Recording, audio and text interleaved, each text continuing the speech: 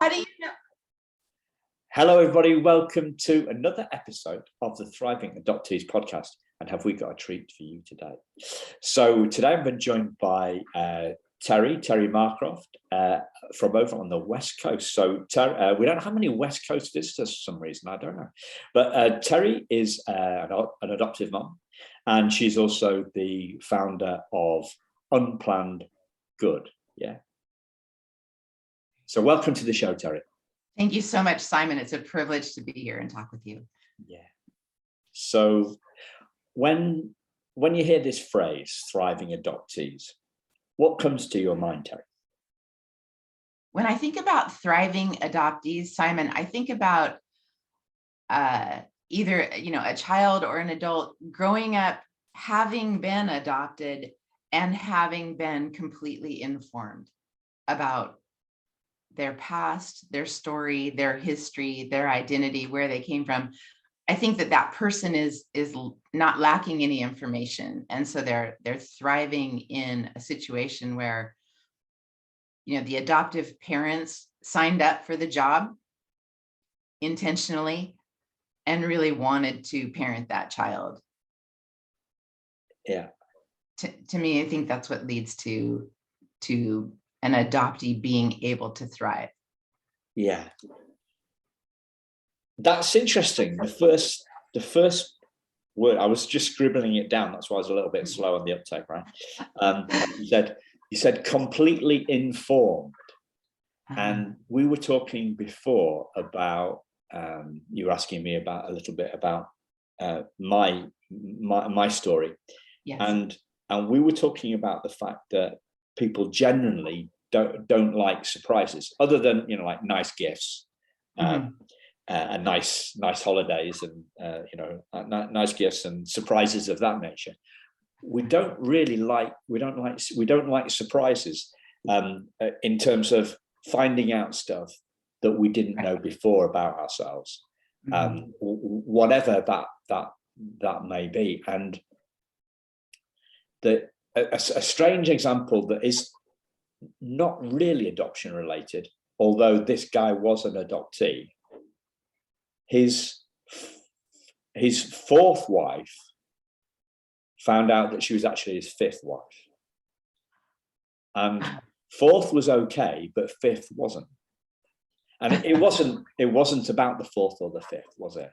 It was about that something that she had believed wasn't true, and so she got a nasty surprise. So those sorts of surprises we don't tend to like as human beings, and therefore the completely informed is at the opposite end. If we are completely informed, then we don't have those nasty surprises, and those surprises about our origins can really jar later on. Absolutely, yes. If it's your identity that you're talking about, or something core to you that strikes at the very nature of your soul and who you think you are, so of course surprises are not welcome in those really heavy, important areas. Yeah. You could throw me a surprise birthday party anytime you want, but with regard to surprises in that area, they're not welcome, of course. And it makes sense, right? People want to know who they are. Yeah. I'm laughing because some people don't like surprises of that nature either. A long time ago, so my dad died 5 years ago, and he would have been 83.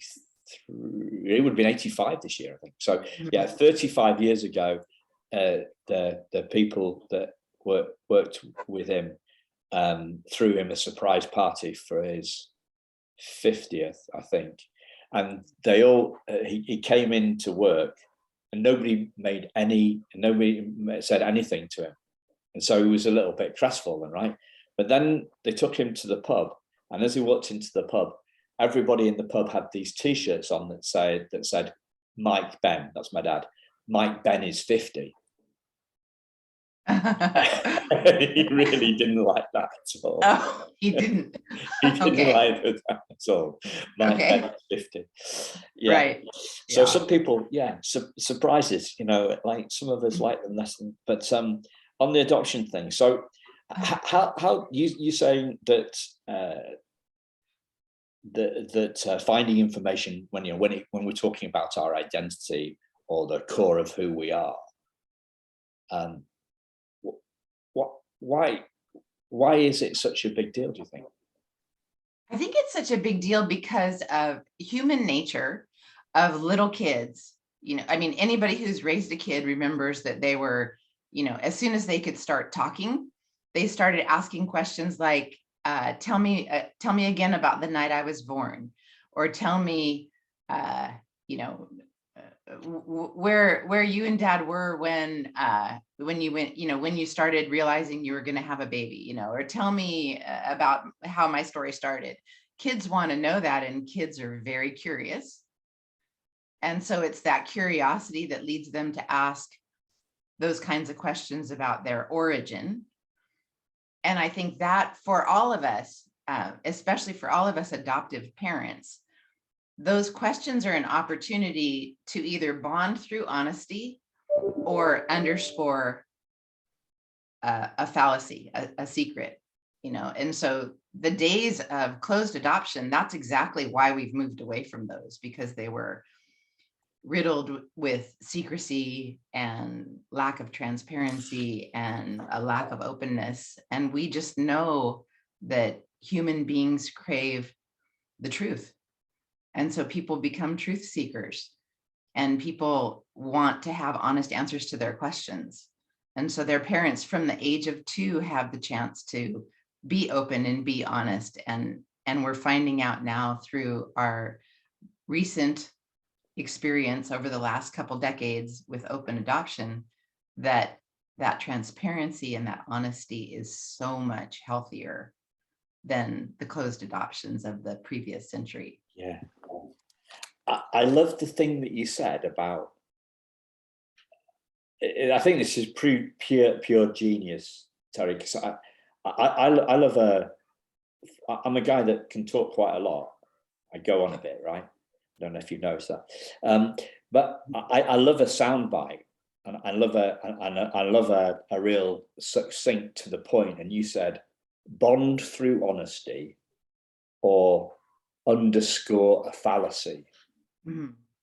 And I just thought, that's great, the way it sums it up in a nutshell. What we bond through honesty. So I mean, I guess there's 2 levels. We're talking at 2 levels of bonding here, aren't we? We're talking, well, probably 3 levels. We're talking about the physical bond, like holding our kid. We're talking about the emotional bond. We're talking about attachment. Right. Have you done one of these attachment? Have you done one of these attachment surveys? Have you done one of those? No. Okay, I'm going to put a link in, because somebody, we had a guest on the show, one of the previously released shows, and she told me about these understanding our own attachment.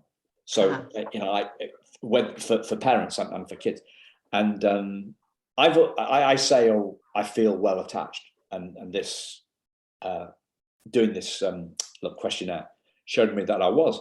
But it's a key thing, right? For talking to you, the listeners, as well as you, Terri, understanding our own attachment helps us understand how we're kind of like attached with our kids, or how we are attached to our kids. So I'm going to put a link in the show notes. So I'll say this again, listeners, just in case you haven't heard me say it before. Every episode has show notes. On the show notes, there is a link. There'll be a link to this attachment questionnaire that you can do. It's for free, right? And there'll also be a link to Terri's organization's website, and then her social, so you can connect her on socials. So let me take you back a bit. So we're talking about a physical attachment. We're talking about an emotional attachment, and you're talking here about perhaps a more the bonding at the top level of that, in terms of the foundation for the emotional attachment. It is our parents answering our questions, right?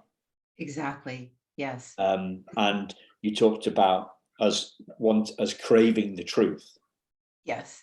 Craving the truth as human beings. We want to know. We don't want these nasty surprises. We want to know what we want to know. So, that it seems obvious and true at the surface, but also if you dig into that concept of bonding through honesty a little bit deeper, I've found that being honest with my daughter, who is now, by the way, 22 years old, so she's just recently graduated college, and now she's doing what she's calling adulting. She's out there being an adult in the world as a working person.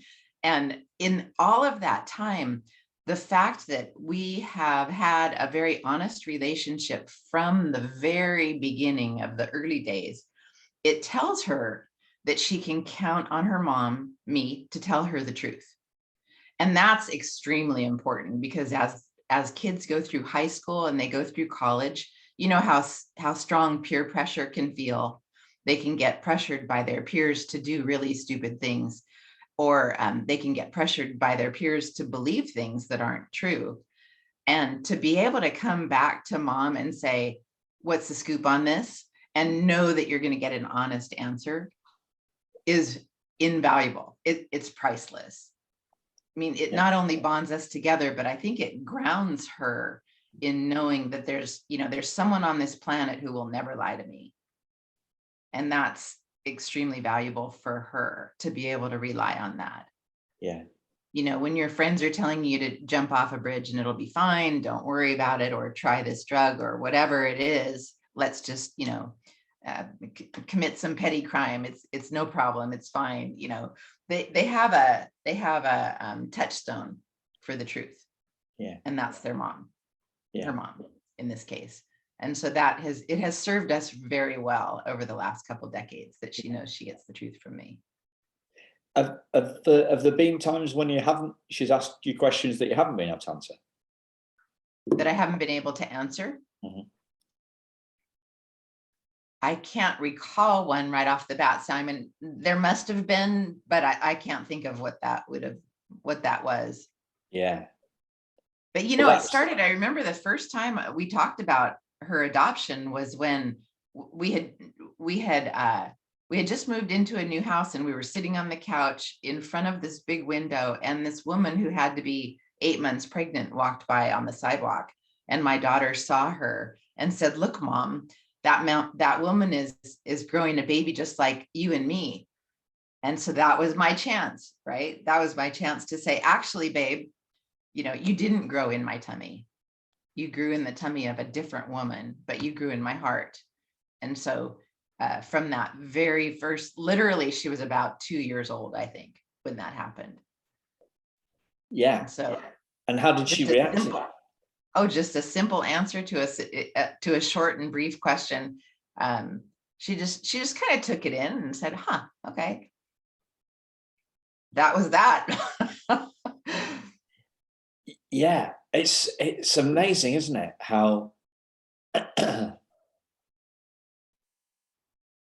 how curious kids are, mm-hmm. and how open they are to answers, and how they have a lot less thinking about things.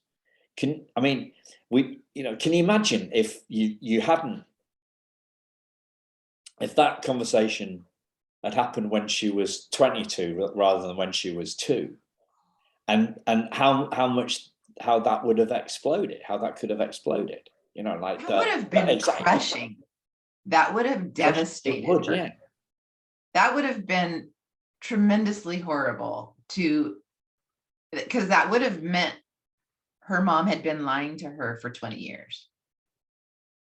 And that's just completely devastating for a kid to find out that the person they trusted the most in the world who was there for every fever and cough and broken bone or scraped knee, that person has been lying to me for 22 years. That would just be horrible. Yeah. That would shake your world. It would shake the world. It'd be like pulling the rug from underneath your feet. Yeah. But you know what? I wouldn't say that she didn't think about it. I wouldn't say that because I think when you give a simple answer to a question like that, to a deep question, you give a simple answer. I think it went into my daughter's brain, and she probably thought about it for a while after that. And then the thing about the adoption story is that when she's ready to ask about the next part of it, she would ask. Kids ask when they're ready to hear the answer, I believe. And then a short and sweet answer. I didn't tell her, I didn't talk for 10 minutes about it at that time, just answered her question. Yeah. And then she'll ask when she's ready for more. So taking my cues from my daughter turned out to be a pretty good process. Yeah. And we know our kids, right? So we know to the extent to which sorry, I should have muted there before I cleared my throat. We know the extent to which our kids raise questions or don't raise questions, and so we have that intuition about our own kids. We know them best. So in your case, you know that she's going to ask because she's curious like her mum, right? Whereas there might be less curious. There might be listeners out there whose kids don't raise those questions, in which case we might raise stuff a bit more proactively rather than in a response, right? Mm-hmm. Yeah, or look for opportunities to bring it up. Yeah. Like the woman walking down the street, that if my daughter hadn't asked, I could have, I guess, started the conversation. But taking a cue from your child and the questions that they ask, I think is a good way to share information. Yeah. Yeah. What else have you learned as the major things to helping your daughter thrive? To helping besides the honesty and the transparency? Mm-hmm. Yeah. Well, the birth mother relationship. So we were pretty fortunate, just to share a little bit of that story. Then we were pretty fortunate that our birth mother, after a couple of failed tries, of course, because there's always no adoption, I don't think, is super, straightforward and easy. There's nothing easy about it. But our birth mother was pretty secure in her decision to place. And so she never made us worry. And when we did our placement in the hospital and we were able to see my daughter born, which was a completely amazing experience to be there from the beginning. She went off to college. Our birth mother went off to college. And so the next 4 years, she was heads down, studying, working very hard, and getting her life back onto the path that she wanted it to be on. But it was after my daughter was in kindergarten, which means like 5 to 6 years old, I think about 5 years old, when her birth mother came and visited us for the first time. And so from that day on, she was able to, put a face with the concept and connect the dots and be clear about who this person was. And so again, the amount of information that she could handle at any given point in time, we were very sensitive to that and didn't need to overshare. But she's had a relationship with her birth mother that I have paved the way for, I would say, and then allowed her to shape it. Allowed my daughter to really make it today. As she's 22 years old today, it is what she wants it to be. So I paved the way, and then when she was about 18, I got out of the way and just said, you two figure this out, make it what you want it to be. You have each other's cell phone numbers, you can text or call or visit or do whatever you want to do. And so it gives my daughter that feeling of control over the relationship, which I think can be a source of discomfort or even trauma if adoptees don't have control over their own situations or their own lives or their own relationships. So now it's completely in her hands. So does that make sense? Yeah, it does. I want to take you back a bit, because you said that you started talking about the birth mother relationship, and you said after a couple of setbacks, failures. I mean, what do you mean by that? What were you talking about? Well, leading up to an adoption.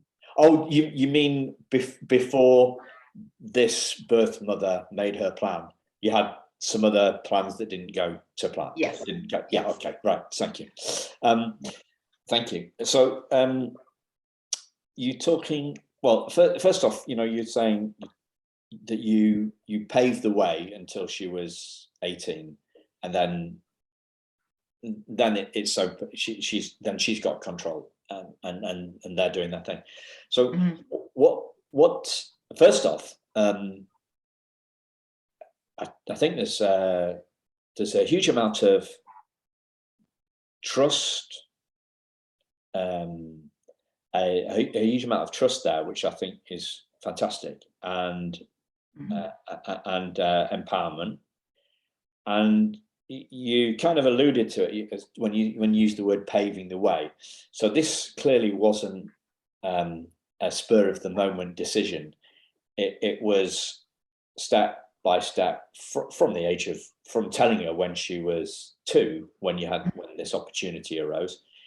And so I guess you were paving the way right from then, all the way through from 2 to 18. And then, so what did that look like for you? What did the paving the way look like for you? What did that mean to you? So at the time that our birth mother came and visited, when my daughter was in kindergarten, the reason for her visit, she told us that she was going to join the military. And so she was going to go into an officer training program and join the military. And so from that time on, she was rising up through the ranks in the military. And when she traveled the world for a while, and then she settled down and was stationed in Honolulu. I think from the time my daughter was about 8 or 9, maybe 10. And so I would take my daughter over to Honolulu to visit her birth mother, probably every other year or so, which is no small trip. That means it's about 5 hours on a plane, nonstop, to get from California to Honolulu. And so you don't just stay for an hour, you stay for a few days. And so we'd stay for a few days every other year or so. And my daughter got to know her birth mother a little bit. I was staying with her, of course. And then we'd come home, we'd have lots to talk about, but it was all very open, and that relationship was allowed to grow.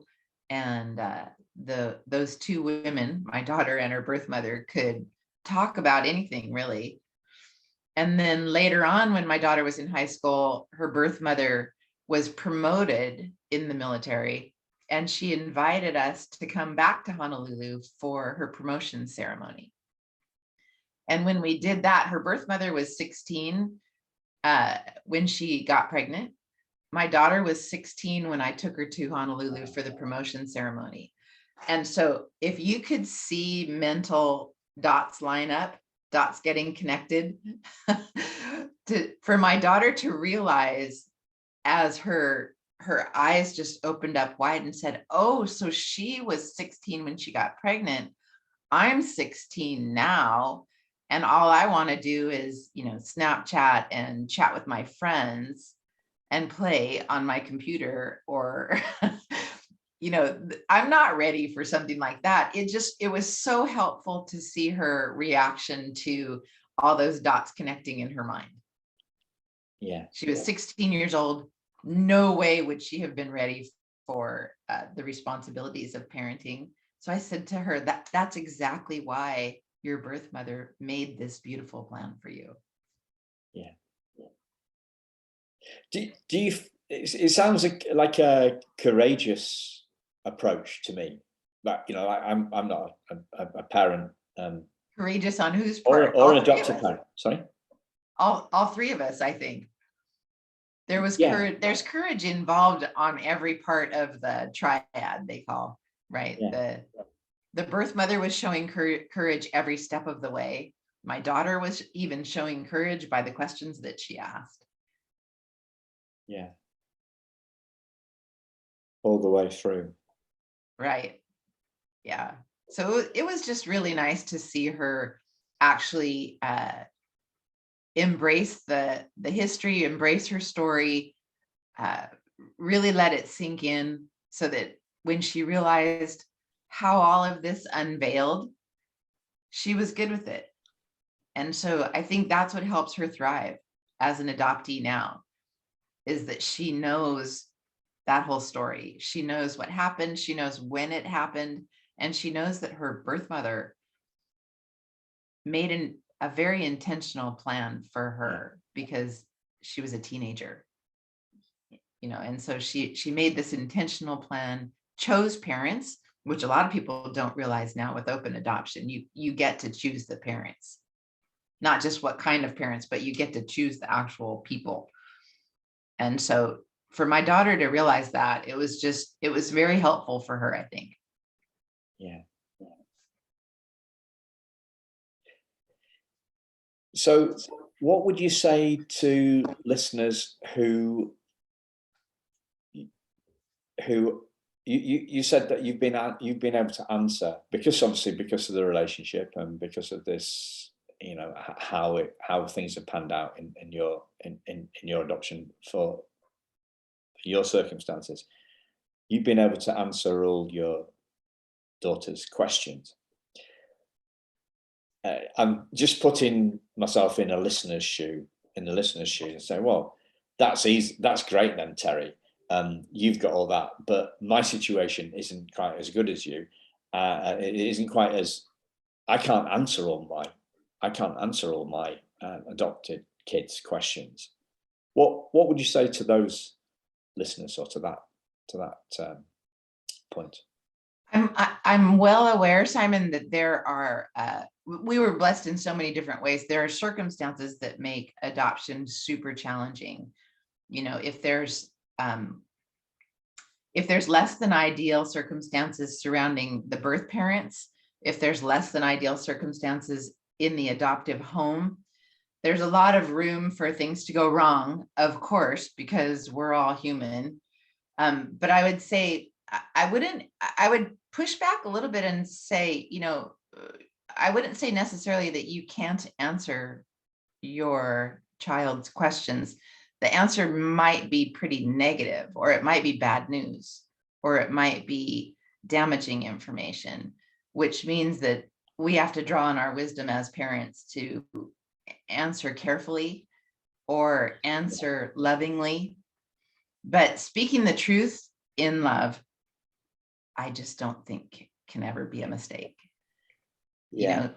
For example, if our birth mother had been into drugs, or had been a less than full integrity person, or had been a felon, or had been in prison, or had been any other thing that made her story challenging, besides just being young, I would want to be probably a little thoughtful and a little careful about how I explained that to my daughter.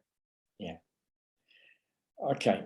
So I'm going to try and draw that out. I think the key word that you used is kind of wisdom, right?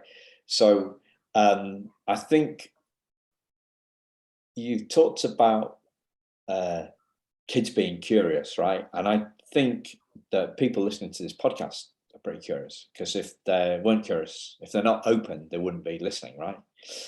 So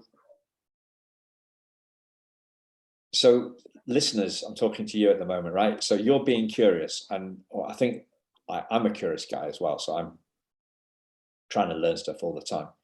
I've got a little notebook. I did a little, so Terri and I have met before this chat to get to know each other and talk about what we're going to talk about. I did another one of those, get to know the potential guest this afternoon, and I showed her my little notebook that I bought and how many pages of learnings I've got, and I'm holding this up to the camera. It's only a little notebook. I've only had it about 3 weeks, but I've got like pages and pages of stuff that's occurred to me just in the last couple of weeks. So our curiosity, people listening to the show are curious. Most people are less curious, right? But kids kind of like a lot of people do lose their curiosity, or it decreases over time. Mm-hmm. And I think one of the other things that decreases over time is our willingness to rely on our wisdom. So I may just be speaking for myself here, right? But everybody wants to know how. And the answer is rely on your wisdom in the moment. And everyone says, yes, of course, yes, I understand that. But how, right? So we can't on this show, we cannot answer every question that every listener's had, because every listener's circumstances are different. So I would encourage you, listener, as I'm trying to encourage myself, right, is to rely on my own wisdom and rely on that to get me through. But we live in this world where we're all really impatient for the answers. You know, as soon as we get stuff, we want to hit, something occurs to us, we want to, or, we're feeling a bit off. So we dive onto Google, what's wrong with me? Like we seem to be like, curiosity and relying on wisdom seem to be out of the window, and we become kind of impatient, and we want to know how to do stuff.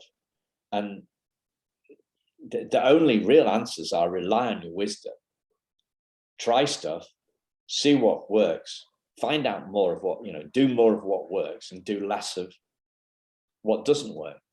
Mm-hmm. Right. Yeah. So, I mean, by the time the adoption conversations are sprinkled among a million other conversations that you have with your kid while they're growing up, is it a good idea to go out for the soccer team or not?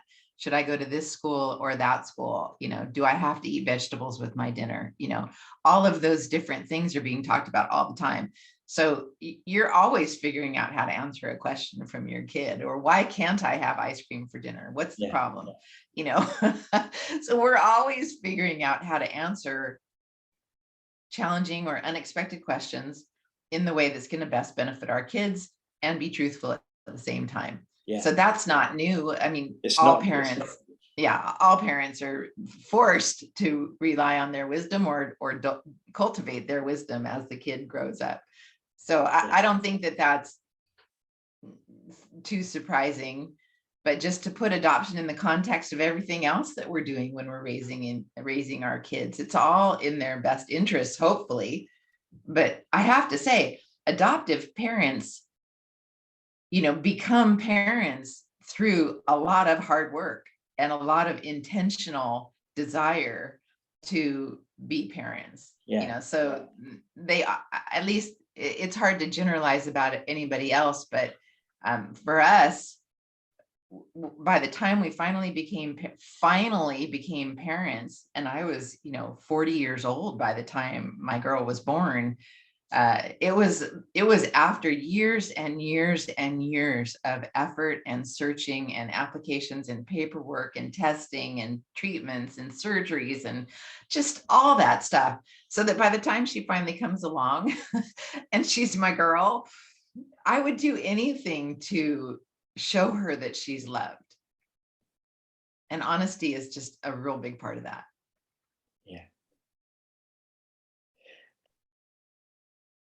the showing our kids that they're loved thing, if that's a thing. How, I guess that's what we do, right? But how do we get kids to see that for themselves? Do you see what I mean? Does it, to me, is that a real distinction to you, or am I splitting hairs? If I'm splitting hairs, I'm. For them to see that everything we do is out of love for them. Yeah. So I'm making a distinction, right? Showing them is what we do.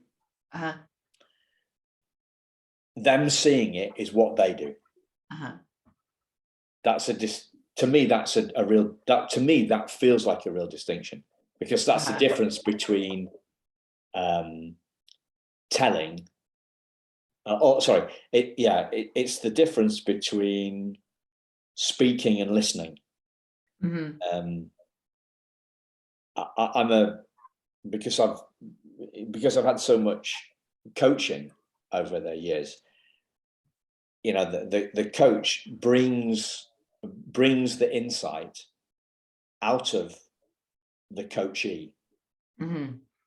So the coach never tells.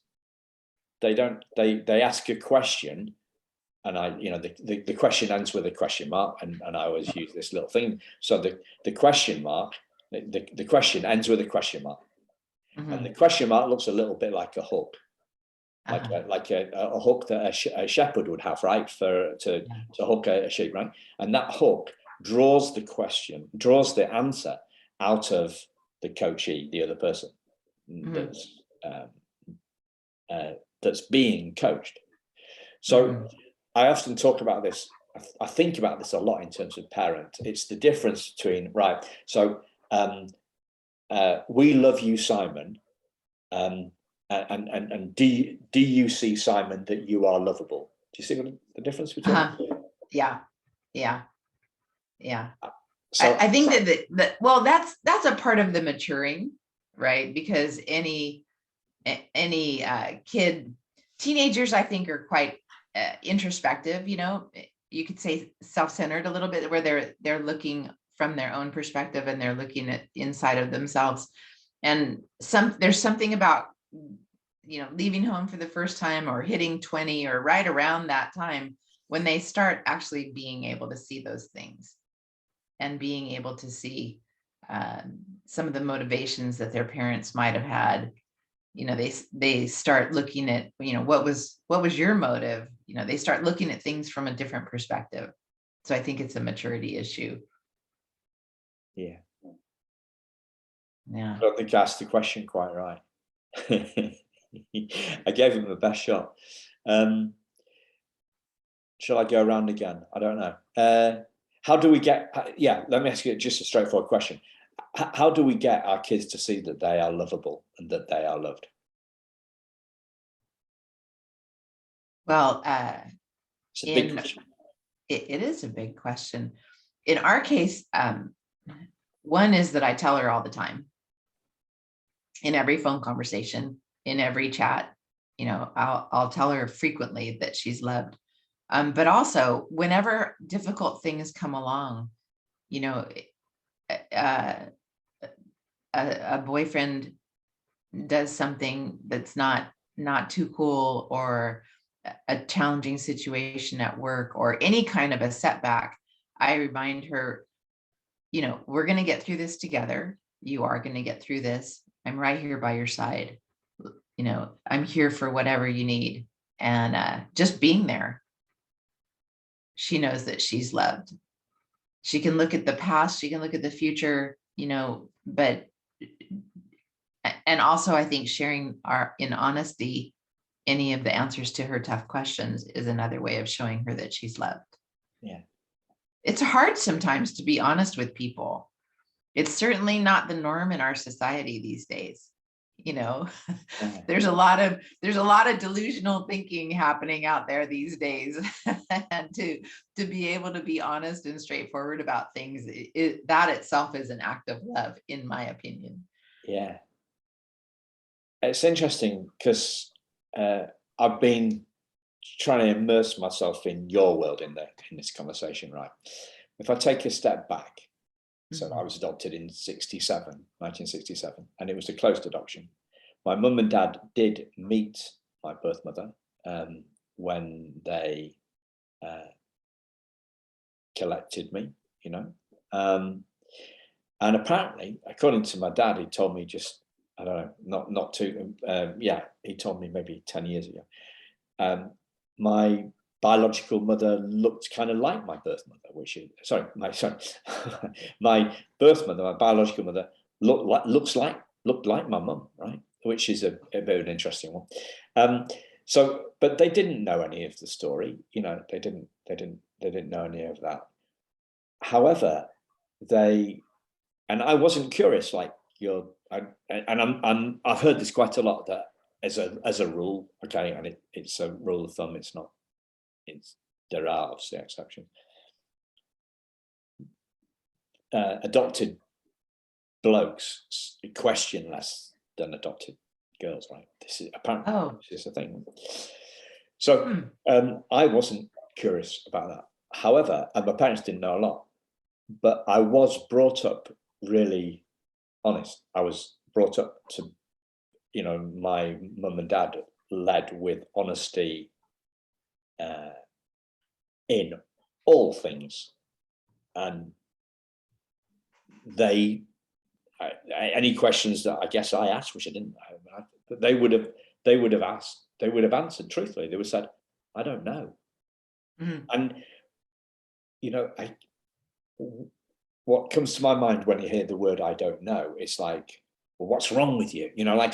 Like no politician, a journalist, if a journalist introduced a politician, and the politician would never dream of saying I don't know, or not dreaming, they rarely would say, because the journalist would be on his or her back, the politician's back, well, why don't you know? And it would opens a can of worms, and it's almost like the journalist can sense weakness, like ignorance, not knowing stuff is weak, and you have to know stuff, and we have to know something, we have to know it, and that's what. But I was brought up really honestly, and sometimes that gets me into trouble, right? Because I expect other people to be honest. Yes, I can relate. And I haven't got this cynical streak, so I can kind of over trust people because I kind of take stuff at one. But so is the courage in saying I don't know? Is it, if you don't know, you don't know, right? It takes some, I think there's courage. I think it's security. It takes a certain amount of security to say, I don't know the answer to that, but we can't know the answer to everything. So we might as well get used to saying, I don't know. Yeah. I don't know how to answer that question, or I don't know the answer to that question. Yeah. Right. And next, yeah. Yeah. So I sometimes ask this, it just when it occurs to me. So what's the question that I've not asked? I'm just conscious of time. What's the questions that I've not asked you'd like me to ask? Probably one thing I'd like to share about open adoption is the reason that I started this organization over a decade ago. And because my husband and I married late, and I said I was 40 when my daughter was born.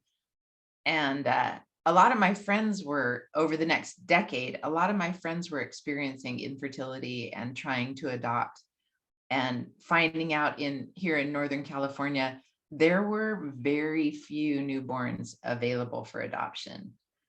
And I thought, what's up with that? Why is that the case? And a little bit of research led me to realize that that's the case because women facing unplanned pregnancy are choosing between abortion and single parenting. And I am just so grateful that our birth mother didn't choose either one of those options, because it would have meant that my daughter either didn't have a life or didn't have the life that we were able to give her.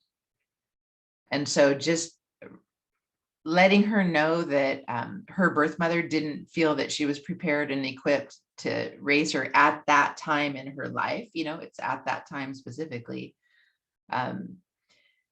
The organization Unplanned Good is all about just putting that option on the radar, letting people know that they don't have to choose between abortion and single parenting.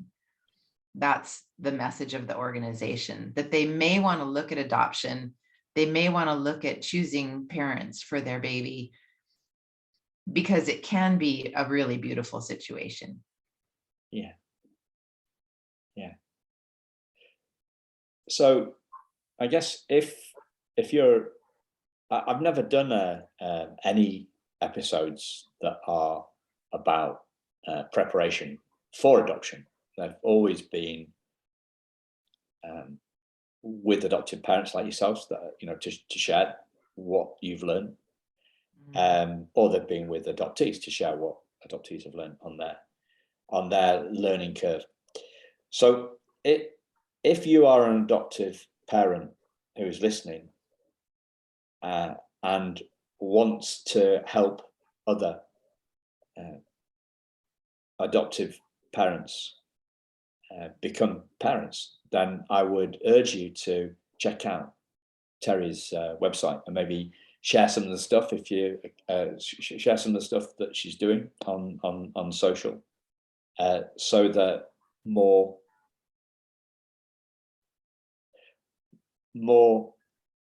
women facing unplanned pregnancy think about this as an option, right? Adoption as an option. Right. We're hoping to bring, spread the word to, it's not even only potential adoptive parents, because all of us have, a neighbor or a niece or a student or a relative or the friend of a child. There are so many people facing unplanned pregnancy. And if they just don't even think about adoption as an option, they could miss out on the chance to choose parents for their baby. And so a lot of the message is around why you might consider adoption. Obviously, people are comparing it to the idea of abortion or the idea of single parenting. And I think the beauty of open adoption just doesn't get enough airtime, doesn't get enough focus in our society today. And the value of the website actually specifically has testimonials from adoptive parents and adoptees and birth parents, so that maybe a decade later they're writing their story and we can see how people look back on the whole open adoption experience. And it's informative, especially for women facing the unplanned pregnancy, because their number one question is, if I place my baby for adoption, will my baby feel negatively towards me later? Will my baby hate me? And to be able to read stories from adoptees saying that's not the case at all. Most of them understand eventually, if not immediately, what their birth mother's mindset was when she chose adoption. Yeah. And that's really illuminating.